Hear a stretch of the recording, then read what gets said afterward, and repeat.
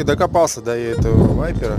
Ну, чисто спортивный интерес. И у нас, помню, в эту находке ездил один красного цвета, там одного товарища.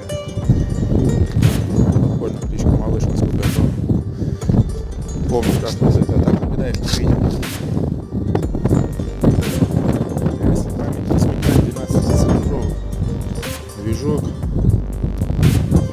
Капот как-то необычно открывается.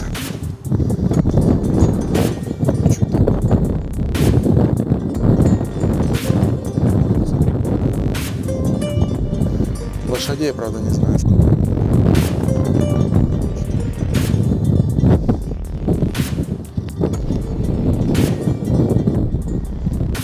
Так что вот такая вот, ребята, петрушка.